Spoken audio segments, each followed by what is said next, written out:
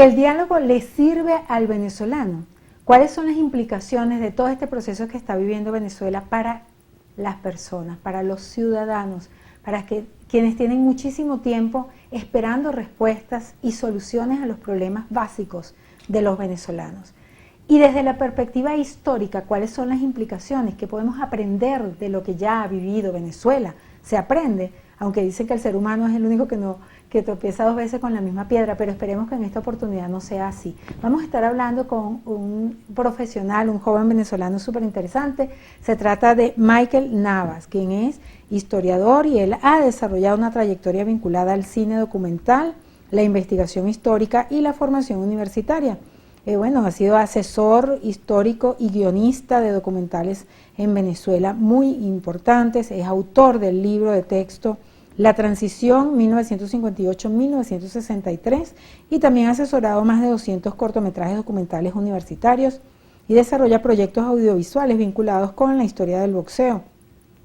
Pero es un amante también de analizar, de profundizar y obviamente como buen historiador, vinculado totalmente en la historia de Venezuela, en la historia política y en el quehacer político de nuestro país. Creo que es un invitado de excepción para hablar específicamente de Venezuela en este momento histórico. Michael, súper contenta y además agradecida de tu presencia en este momento acá con nosotros, que hayas aceptado esta invitación, agradeciendo por supuesto a nuestra querida colega Lourdes Nava, quien hizo posible esta coordinación para tener a nuestro distinguido invitado hoy acá. Bienvenido. Muchísimas gracias, Axel. A ti y a tu público por escucharnos el día de hoy. Bueno, mira, sabemos que el diálogo que está planteado hoy en Venezuela tiene muchas aristas, ¿no? Primero, quisiera que nos conceptualices un poquito desde tu perspectiva histórica, ¿cómo lo ves? Bueno, mira, hay varias cosas, ¿no? Lo primero es que se entabla en el país una mesa de diálogo y quiero decir antes de dar cualquier opinión o análisis, que mi opinión no tiene ningún interés de sabotear el diálogo, de torpedearlo de alguna manera. Mi opinión es constructiva y el análisis es para que, como bien dijiste en la introducción del programa, no vayamos a cometer los errores históricos que Venezuela ha cometido reiteradamente. El diálogo en un principio se plantea como una conversación entre los actores políticos beligerantes, que es el gobierno nacional y la oposición. Y ahí hay un primer problema. Es decir, todo el gobierno venezolano está representado en ese diálogo y la oposición está sentada en ese diálogo. Pues no. Ese es el primer problema. ¿Por qué? Porque efectivamente el gobierno no es un solo bloque, sino hay sectores, hay divergencias, hay corrientes incluso internas, y también del lado de la oposición se decide unilateralmente que sea la asamblea del año 2015, algo que realmente también trae problemas, porque efectivamente han pasado 11 años y hay un problema de legitimidad de las partes. Es decir, tanto el gobierno no es legítimo porque Delcy Rodríguez no es elegida por los venezolanos, ni la Asamblea Nacional del 2015 es legítima porque han pasado 11 años. Entonces, ahí hay un problema de legitimidad de origen, con una raíz del problema que es el tutelaje. Es decir, el tutelaje es quien obliga a las partes a sentar. Definitivamente esta es una situación subgénero y nunca antes vista en Venezuela. No hay precedente histórico de que otro país obligue a actores nacionales a sentarse, a ponerse de acuerdo. No lo hay. Ni siquiera, me atrevo a decir, en la independencia. O sea, no existe, no hay posibilidad de eso, de buscar un referente histórico. Hay referentes históricos de diálogos entre oposición y gobierno, fracasado la mayoría y uno que otro exitoso, pero de que alguien nos obligue a ponernos de acuerdo los venezolanos, pues nunca en este momento. Y de ahí que nosotros tengamos que tener la altura para entender el reto que se nos ha presentado. Yo creo que el diálogo no, yo creo que hay un momento político en la actualidad de construir un país nuevo. Eso es una oportunidad que tenemos. Y en esa oportunidad puedo decir muchísimas cosas. Esa es una perspectiva hermosa y súper positiva que ojalá que sea de verdad el camino que transite Venezuela. Ahí, digamos, desde la perspectiva de la legitimidad, como tú acabas de decir, de origen, es interesante posturas, por ejemplo, como las de Rosa Mármol de León, que obviamente es una postura claro, bien interesante. Espectacular. Que está en la mesa. Qué bueno que la nombraste, porque yo creo que es la persona que ha acertado más en lo que Venezuela debe dirigirse. ¿Por qué? Primero, la mesa de diálogo al final está tomando acciones a lo que ella está proponiendo de una junta de gobierno. Realmente la jurisprudencia debió decir, venezolana, si nosotros nos hubiésemos puesto serio nosotros en realmente resolver esto como entre las partes internamente, nacionalmente, hubiese propuesto una junta de gobierno y no una mesa de diálogo. ¿Ok? La proponen porque evidentemente hay un tutelaje y no pueden poner junta de gobierno porque entonces implicaría, por ejemplo, la Junta de Gobierno implicaría la absorción absoluta de los poderes, de los 3 poderes, como lo hizo en el año 45, como lo hizo en el año 48 y como lo hizo en el año 58. Si nosotros tuvimos en un periodo de 10 años 3 juntas de gobierno, 45, 48 y 58. Eso es interesantísimo. Pero ¿qué hace la Junta? Que gobierna. Y es lo que Estados Unidos no quiso hacer. Fíjate que tú acabas de señalar algo interesante y más, bueno, sabiendo que eres el autor de este libro de texto de la transición del 1958-1963, mucha gente de alguna manera compara o se recuerda o de alguna manera pues vincula lo que está pasando acá con ese proceso, pues con la salida de Marcos Pérez Jiménez de Venezuela, que no fue nada parecido a lo que ha pasado en este momento, ¿no? Pero sin embargo, hay personas que de alguna manera lo vinculan. Claro, lo vinculan porque, claro, la estrategia jurídica debió ser la misma, crear una junta de gobierno una vez de la salida, por la razón que sea, por extracción, por sublevación nacional de la persona que está del mandatario, pues en este caso, de aquel momento de Pérez Jiménez y en este caso, pues, de Nicolás Maduro. Volviendo a lo que tú estás planteando, hay de alguna manera una relación en términos de que hay una estructura supraconstitucional que está tomando decisiones. Entonces, fíjate lo que estoy diciendo, supraconstitucional, porque no está pegado a la Constitución. ¿Y por qué no está pegado a la Constitución? Porque lo primero que debió de hacer es lo que dice Blanca Rosa. Es lo que dice Blanca, claro, o una junta, y si no, tú tienes que declarar la ausencia absoluta del presidente y tenemos que ir en 30 días a elecciones, que es lo que se está evitando. Ahora, mi pregunta es, y eso es lo que la mesa tiene que decidir, cuando se nombra el Tribunal Supremo que ya está en calendario y que está dentro del acuerdo, yo quiero saber qué va a decir el Tribunal Supremo de Justicia a los venezolanos con relación a la ausencia presidencial de Nicolás Maduro. Lo que pasó, si revisan el texto constitucional que está pasando en Venezuela, fíjate que me gustaría que tú analizaras esto desde esta perspectiva. Económicamente hablando, Venezuela se dolarizó de facto, o sea, esa es una realidad. Políticamente hablando, ¿qué pasó de facto? ¿Qué está pasando en Venezuela? Fíjate algo, por ejemplo, tú dijiste algo muy interesante que quiero hacer un comentario en relación a lo económico.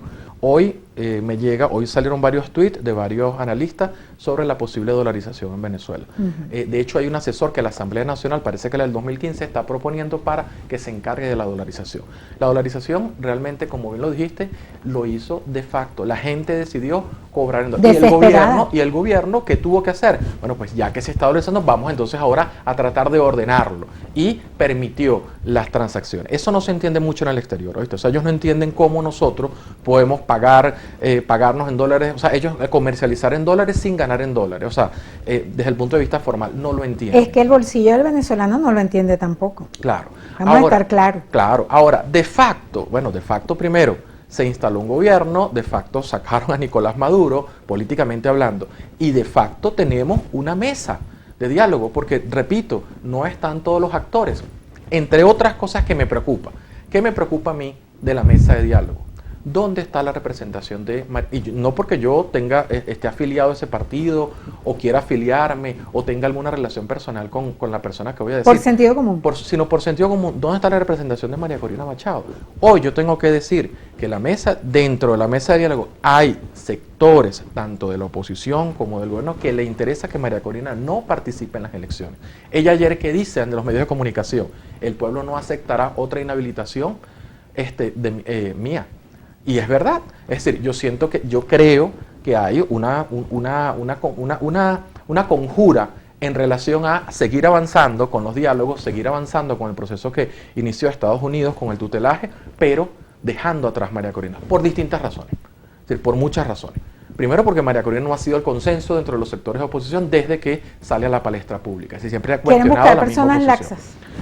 Claro, quieren buscar de alguna manera personas que de alguna manera han estado siempre dentro de esa política de acuerdos y de acuerdos de amiguismo y esa política bueno, pues este es mi sobrino, ponlo ahí, este es mi primo, ponlo ahí. Ahora, fíjate, el tema de los acuerdos a mí me llama poderosamente la atención.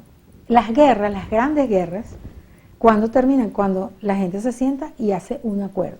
O ¿por qué en Venezuela, o sea, qué hay en ese intríngulis de estos acuerdos que no funcionan realmente? ¿Es la opacidad en la información? ¿Son los intereses personales acaso los que han obstaculizado las posibilidades que un acuerdo sano llegue realmente a resultados buenos? Se han para los dado, creo que venezolanos? 8 a lo largo después de la muerte del presidente Chávez hasta la caída de Maduro el 3 de enero, hasta la extracción, se dieron como 8 intentos de diálogo, 8, 13.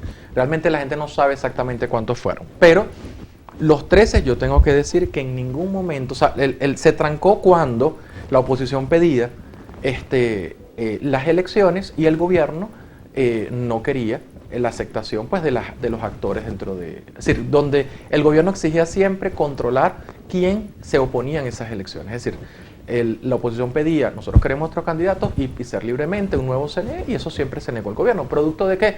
Producto de una naturaleza política que tiene el sector oficialista, que es la adhesión al poder. Es decir, el chavismo, el madurismo no se entiende fuera del poder.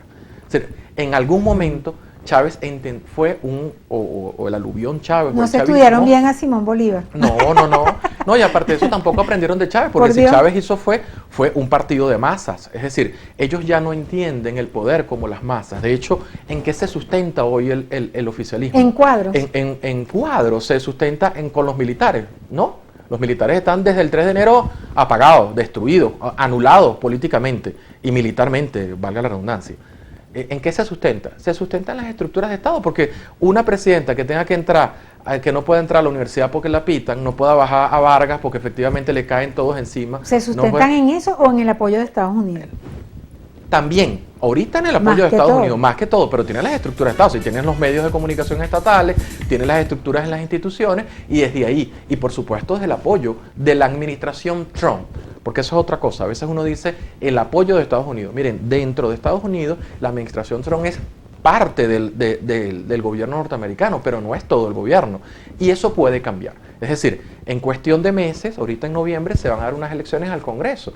Y la correlación de fuerzas puede cambiar por la administración Trump. Y el año que viene, la salida de Trump es inminente porque le corresponde salir constitucionalmente. Entonces eso puede cambiar. Michael, en Venezuela, de alguna manera, subyace una especie de visión mágica del asunto político, de la espera de un salvador, de un mesías, etcétera, etcétera. Quizás eso hace que muchísimas personas cuestionan la verdad. Es decir, cuando alguien plantea la verdad, inclusive legal, por ejemplo, la doctora Mármol, claro, que le hemos nombrado varias veces, pero pone tú, cualquier persona que opine, por ejemplo, que en la mesa no está representado todos los sectores de Venezuela, es quizás cuestionado, es visto raro porque está obstaculizando una posibilidad democrática, pero verdaderamente, viendo las cosas en su amplia dimensión, esa visión mágica podría ser hoy en día un obstáculo. Los venezolanos han pasado lo suficientemente trabajo y roncha para ver ahora las cosas como son. En la próxima parte, el análisis de nuestro invitado.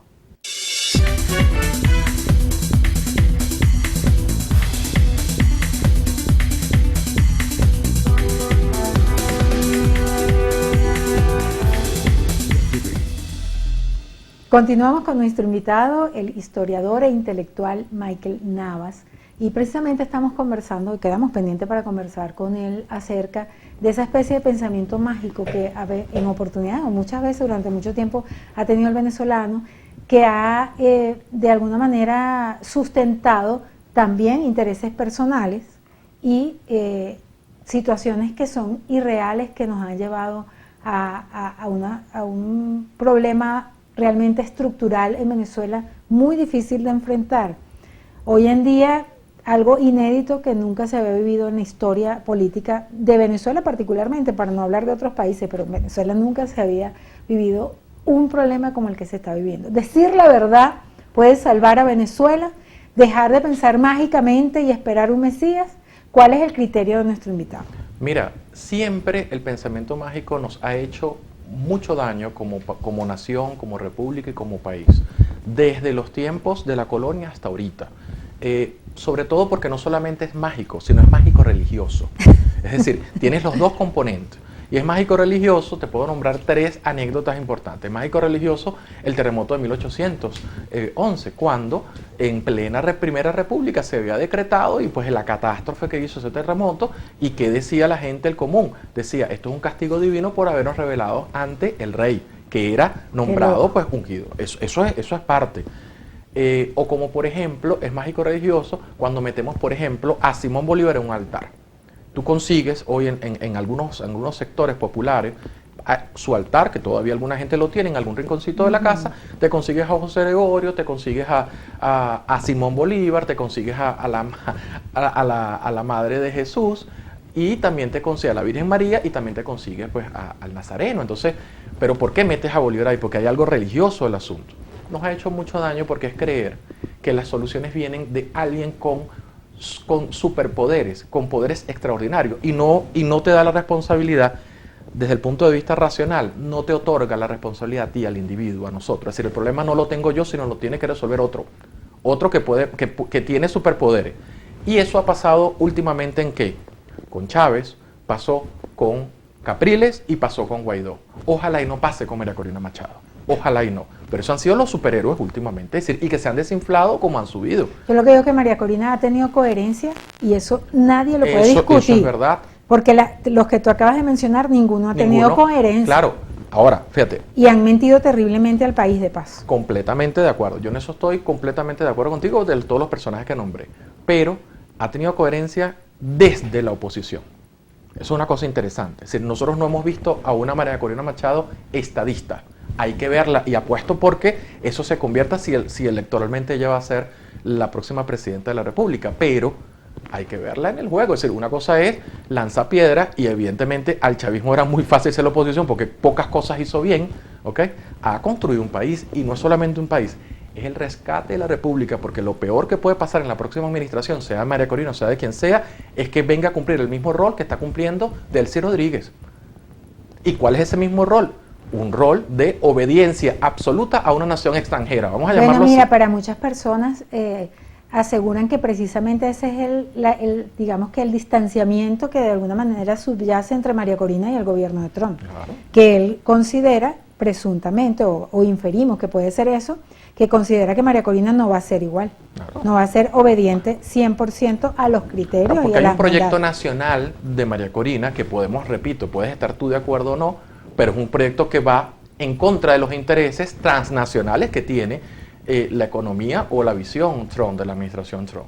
Por ejemplo, esa María Corina, si bien es cierto, habló de privatizar PDVSA, María Corina nunca en absolutamente, y podemos buscarlo, y yo reto a cualquiera que nos escuche que me busque un video donde ella diga que hay que meter los recursos petroleros en una cuenta y que lo administre el gobierno de Estados Unidos, como lo está haciendo actualmente. ¿Y cómo se resuelve ese problema? ¿Cómo se resuelve? Se resuelve cuando nosotros aquí consolidemos un sistema democrático avalado por la comunidad internacional y demostremos al mundo que somos capaces de administrar nuestros propios recursos. En este momento, digamos que la única brecha y esquinita que se puede ver es esa mesa que está montada.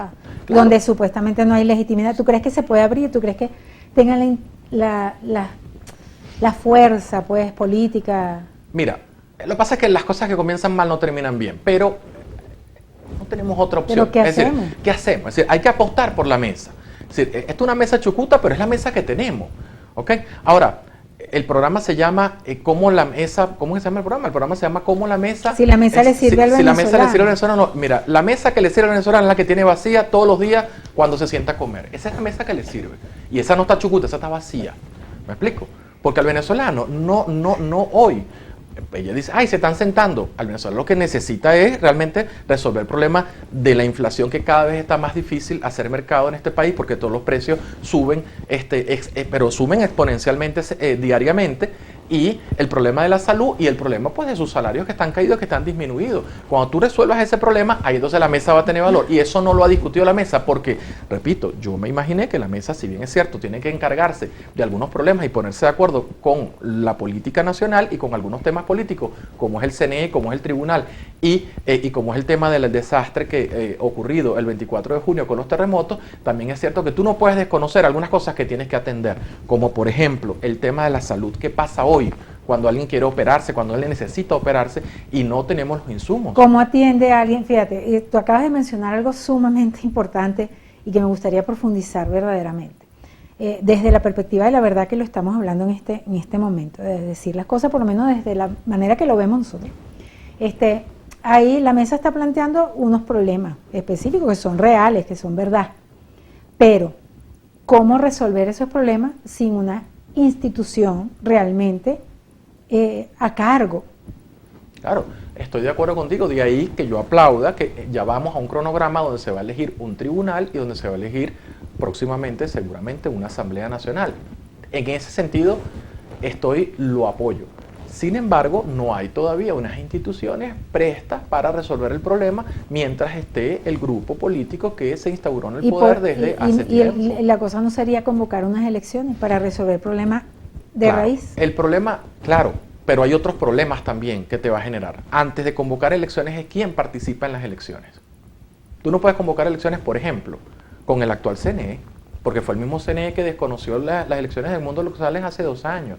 Tú no puedes convocar, por ejemplo, elecciones... ¿Tiene la suficiente fuerza en Venezuela esta mesa para hacer esos cambios? Para que no sea un diálogo más... Yo creo que tiene la fuerza que Estados Unidos le permita tener. Fíjate lo que estoy diciendo. Es que la mesa no es en sí. La mesa es un derivado, es una consecuencia de otra política, que es lo que la gente no comprende. Y es donde yo digo, como bien dijiste tú, a veces esto cae mal. Pero nosotros no estamos a cargo de la República de Venezuela. Cuando digo nosotros los venezolanos, eso es terrible, porque yo creo que hay una derrota desde el punto de vista, y eso nos afecta a todos, a los civiles, militares, policías, a ti, a mí, a los profesionales, que no tenemos la nación en nuestras manos. Esa es una ocupación digital, no de facto, no física. No, pero sí es física. Es decir, hay marines estadounidenses, la CIA está actuando, están llamándolos a cada rato para que hagan cosas. Es decir, no es solamente digital, es efectivamente una ocupación de un gobierno hacia otro. Que tú lo llames tutelaje, bueno, chévere. Si es un tutelaje, que a mí me parece que realmente eso es una tautología, ¿ok? Pero si es tutelaje, entonces yo puedo dejar el tutelaje cuando quiera. Porque es como cuando tú vas a hacer un tutor en la tesis, ¿no? Que tú dices, profesor, yo quiero UTANA, pero yo voy a cambiar de tutor, me voy para el otro. Bueno, entonces vamos a cambiar de tutor. Yo no estoy contra Estados Unidos, lo que estoy tratando de decir es que esto es de facto. Es la verdad. Es la verdad. Y para hablar claro, porque los políticos no le hablan claro a la gente, porque claro, están pensando en un interés electoral para ellos. No, yo no puedo decir eso. Yo no me puedo meter con los Estados Unidos porque son los que están cobrando. No, yo no. Yo como historiador tengo la libertad de hablar de historia, de hablar de una situación que me permite mi profesión. ¿Okay? Michael, tú eres historiador y además profesor universitario. Eso quiere decir que estás en la academia donde está el pensamiento nuevo, puro, joven, del país. Desde esa perspectiva, ¿cuál es la solución? ¿Qué debería hacer esta mesa? ¿Qué debería hacer todos estos actores que tienen poder y tienen la posibilidad de hacer los cambios que Venezuela necesita? ¿Para qué? Para que Venezuela sea el país soberano, libre y próspero económicamente, donde los hijos que se fueron puedan volver a sus casas y todo lo que sabemos que necesitamos. Mira, los venezolanos. Yo creo que lo que mejor puede hacer la mesa es no cometer los errores que la historia ha cometido. Meterse en un cuarto, 10, 15, 20 personas, a decidir el destino de todas las áreas de la nación y de la república y de todos los venezolanos es un error. Por lo menos si no tienes un canal de comunicación con la gente, que son los que te permiten y son los que te dan la visión de las necesidades reales que tiene el país. Ese es el primer error. El segundo error, el ser sectarios, el no dejar involucrar a todos los sectores beligerantes en la política nacional y de Venezuela, porque bueno, la iglesia también es un sector, los militares también son un sector. Las fuerzas vivas, como los periodistas antes. son, claro, los gremios son unos sectores. ¿Dónde están los gremios representados? ¿Ustedes como periodistas se sienten representados ahí? Claro que no. Yo como historiador no me siento. Entonces, vamos a también a sentar los gremios. ¿Qué tienen que decir los gremios? Vamos entonces a hacer también unas instancias paralelas para hacer una cosa también operativa. ¿Qué propondrías? Algo como mesas de trabajo. Algo como mesas de trabajo. Para que cada persona dé su idea. Para que cada persona y para que pues puedan llegar a esa mesa que se ha venido convirtiendo en una especie de junta, ¿ok? Porque viene pues tomando decisiones. Y que participe mucha gente no implicaría demasiado tiempo más. No. Yo creo que no. Yo Haciendo una estrategia que sea ahorita con nuestros medios digitales, con las formas con la tecnología, nosotros pues podemos tener, hacemos 3 preguntas por redes sociales y enseguida pues 10 millones, 5 millones lo ven, o sea, eso y lo pueden responder. Ahorita ese no es el problema es el tiempo, el problema es la voluntad.